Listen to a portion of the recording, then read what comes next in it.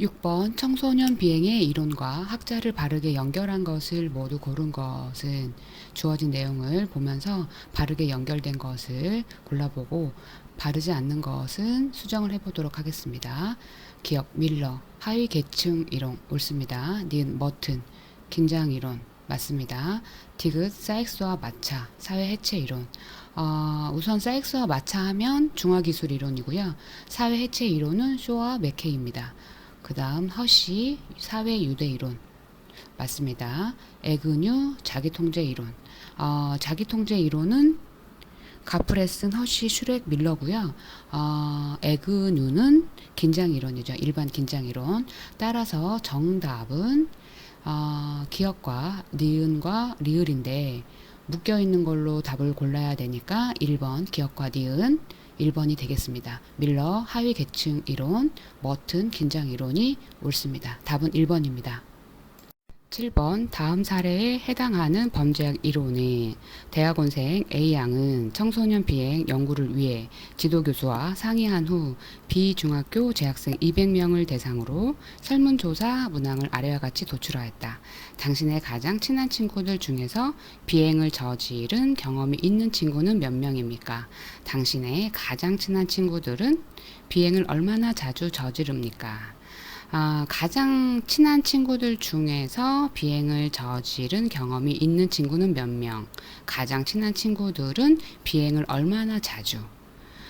이런 문구들 예상되는 답은 뭐죠? 그렇습니다. 차별 접촉 이론입니다. 이 차별적 접촉 이론은요, 청소년 비행을 가장 친한 친구에 의해, 즉 집단 구성원에 의해 학습 되는 것으로 보았죠. 따라서 7번에 제시된 사례에 해당하는 범죄학 이론은요. 차별 접촉 이론입니다. 2번입니다. 8번 생물학적 범죄 원인론에 관한 설명으로 옳지 않는 것은 생물학적 이론에서는요. 청소년의 문제 행동은 인간의 낮은 지능이라던가 염색체나 신경학적인 이상이라던가 특정한 기질 또는 체질 등에 의해 나타난다고 하였습니다. 주어진 내용들을 한번 읽어보면서 생물학적 범죄 원인론에 관한 설명으로 옳지 않은 것을 찾아보도록 하겠습니다. 1번 개인의 생물학적 차이에 따라 인간의 행동에 영향을 미친다. 옳습니다. 2번 롬브로저는 생물학적 관점을 기반으로 초기 범죄학의 토대를 마련하였다. 옳습니다. 3번 셸던의 연구에 따르면 근육형 청소년들 사이에서 비행 성향이 높게 나타났다. 옳습니다. 4번 글릭은 체형이 비행의 직접적인 원인이라고 주장하였다. 이 설명이 옳지 않습니다. 글릭과 글릭이 아니고요. 셀던입니다. 셀던은 체형이 비행의 직접적인 원인이라고 주장하였습니다. 따라서 8번에 4번은 옳지 않아서 답이 되겠네요. 나머지 읽어 내려가겠습니다. 5번 범죄 행위의 유전적 영향을 밝히고자 쌍생아, 입양아 연구가 진행되었다. 옳습니다. 따라서 생물학적 범죄 원인론에 관한 설명으로 옳은 것은 개인의 생물학적 차이에 따라 인간의 행동에 영향을 미친다. 롬브로저는 생물학적 관점을 기반으로 초기 범죄학의 토대를 마련하였다. 셸던의 연구에 따르면 근육형 청소년들 사이에서 비행 성향이 높게 나타났다. 셸던은 체형이 비행의 직접적인 원인이라고 주장했다. 범죄 행위의 유전적 영향을 밝히고자 쌍생아, 입양아 연구가 진행되었다. 답은 4번입니다. 9번 아동 청소년의 성보호에 관한 법령상 성범죄로 유죄 판결이 확정된 자의 신상정보 공개에 관한 설명으로 옳지 않은 것은 성폭력 범죄자의 신상정보 고지는 여성가족부 장관이 담당하죠. 법원이 고지 명령을 확정하면 법무부 장관에게 통보합니다. 법무부 장관은 출소 예정자 정보를 여성가족부 장관에게 전달해야 하고요. 여성가족부 장관은 이를 관할 지역의 아동청소년 관련 기관 및 가정의 우편으로 송부합니다. 해당 지역 게시판에 30일간 게시를 하고 출생, 전입 등으로 고지 정보를 받지 못한 경우에도 여성가족부 장관은 추가 송부해야 합니다. 우편 송부 및 게시 업무는 읍면사무소나 동주민자치센터에 위임할 수 있습니다. 이런 선의를 가지고 옳지 않은 설명이 눈에 들어오죠. 그렇습니다. 5번입니다. 5번은 잘못된 내용이 있습니다.